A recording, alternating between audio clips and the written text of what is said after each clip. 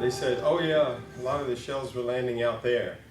And so we went out there, they pointed, and we went out on a rice paddy dike out through the rice fields to a beautiful little courtyard, except it had been beautiful. Now, all over this courtyard in there was rubble.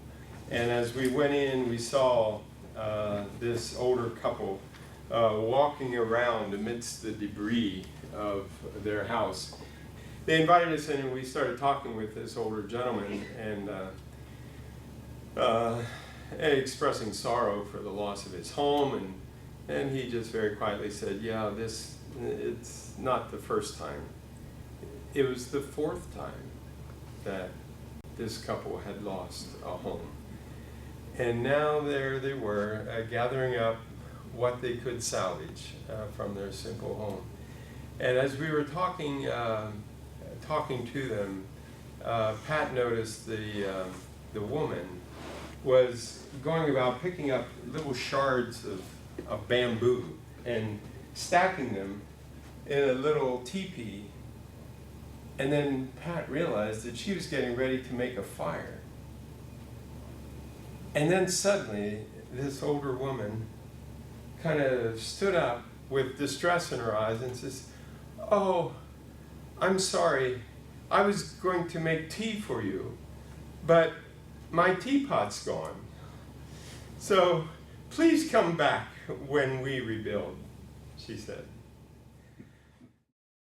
Well, growing up in a Mennonite culture, I've always definitely been told that I have a responsibility to everyone, the big world, and it's hard to know what to do with that. So the IC3 program is really good, at least in just starting to identify more deeply a few different areas. I told you when we started the class that it would be an unusual class for Vietnam culture and history classes taught in North America, because so many of those classes spend the entire 15 weeks or 14 of the 15 weeks talking about the American War. We were learning this history course, but half of it was like, what does this mean to you?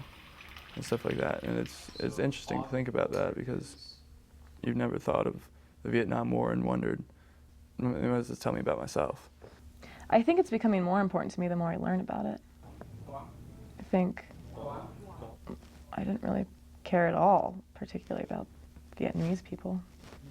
I don't know how much I feel like connected with them or how much I know them, because I still don't have faces to put with particular names. I guess that's kind of a concern about when we meet the students there, what will that be like?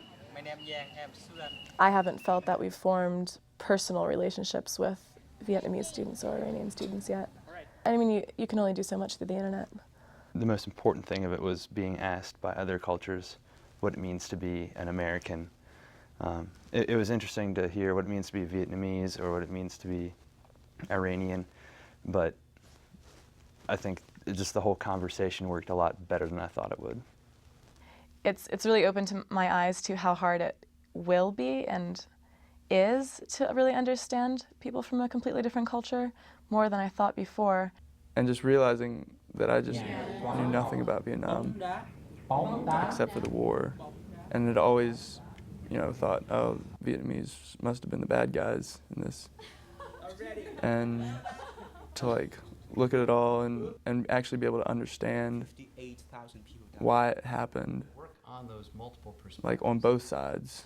From a Vietnamese person's perspective, from a Secretary of Defense person's perspective, from a grunt soldier's perspective.